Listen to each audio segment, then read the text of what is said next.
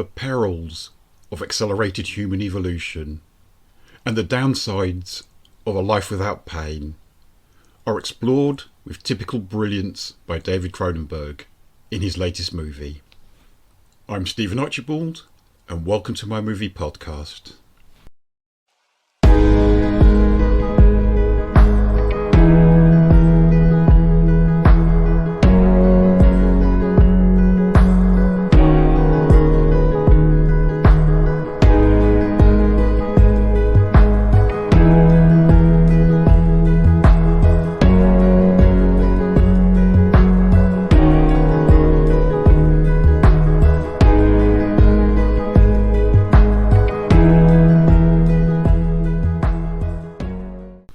Hello dear listener, and welcome to They Came From Within Cult Movie Reviews. Long live the new flesh? Crimes of the Future, 2022. To the uninitiated, be warned. Crimes of the Future is not your typical horror/sci-fi movie. It could even be labelled as an acquired taste. Sure, it has its graphically horrific moments, but its fairly sedate pace and often gorgeous art house visuals may put some people off. I'll now attempt to give you a synopsis of the movie's seemingly impenetrable plot. Sometime in the future, huge advances in biotechnology and computing have enabled Homo sapiens to evolve physically. As a consequence, the vast majority of humans feel no physical pain at all, and infectious diseases have been eliminated. With such a reduction in sensual capabilities, people have to find darker ways to feel stimulated and alive, which is why performance artists, such as the couple Saul Tenser and Caprice, exist. Saul not only has the rare ability to feel pain and discomfort, he can also grow unusual organs within his body. Organs which Caprice regularly operates on and removes in front of delighted audiences. Tenser is cursed or blessed with a condition which is termed Accelerated Evolution Syndrome. A government department, known as the National Organ Registry, is trying to prevent human evolution from advancing any further. The registry is locked in a fierce conflict with a group of radical evolutionists, and they pin their hopes on Tenser infiltrating them on their behalf. It's pretty heady stuff, but, I believe, very much worth sticking with. The sublime Danish-American actor Viggo Mortensen stars as Saul Tenser, a part which marks his fourth outstanding contribution to a Cronenberg film, the three previous being A History of Violence from 2005, Eastern Promises from 2007, and A Dangerous Method from 2011, in which he got to play the granddaddy of psychoanalysis, Sigmund Freud.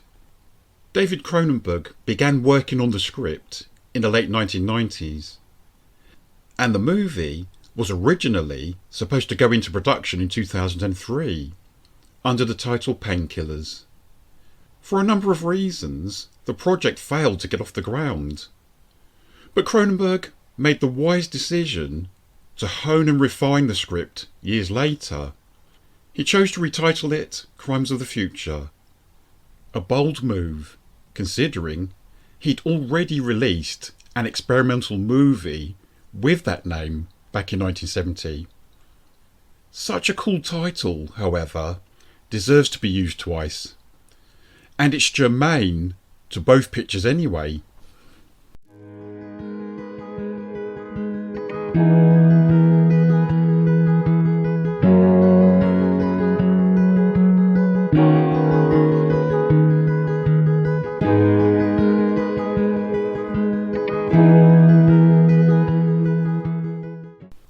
Whilst preparing the then called Painkillers movie, David gave a typically absorbing interview with Variety, dated the 20th of May 2002. He revealed that he was reading the German philosopher Arthur Schopenhauer's book, The World as Will and Representation. Many of its ideas seem to chime with his own, with David concluding, to quote, "I'm exploring the idea that if the body is reality, all of our perceptions are through the body, and that if you change the body, you change the world." And just think of how much the technological and scientific landscape has indeed altered in the 21 years since this interview, both to our advantage as well as our detriment. David's older sister Denise was a highly regarded costume designer. She worked on each of his movies from 1986's The Fly onwards. Sadly, she passed away in May 2020. So, this is David's first picture without his sister's creative input. Another notable absence was that of the fine British cinematographer Peter Szucicki. Peter had worked on Cronenberg's movies since Dead Ringers from 1988. Even so, the film was beautifully shot and framed by the Canadian Douglas Koch. There's so much for us die-hard Cronenberg fans to admire about Crimes of the Future. It came as a wonderful surprise to me to see several visuals and setups in the movie which bear a strong resemblance to other Cronenberg masterpieces. Powerful echoes of Videodrome, The Fly, Naked Lunch, and so forth. I found this rather moving, as well as delightful. It was almost as if these sequences from his other movies were being snugly superimposed over this movie. And yet, Crimes of the Future 2022 has very much its own unique identity. Léa Seydoux, the beautiful French actress, known globally for portraying Bond's great love, Inspector and No Time to Die, co-stars as Saul's partner and fellow performance artiste Caprice. The part of Caprice was originally supposed to be played by Natalie Portman. Unfortunately, COVID-related complications put pay to that. Therefore, Léa, who had been picked to play Timlin, one of the investigators from the National Organ Registry, took Natalie's part. The Timlin role was subsequently filled by Kristen Stewart.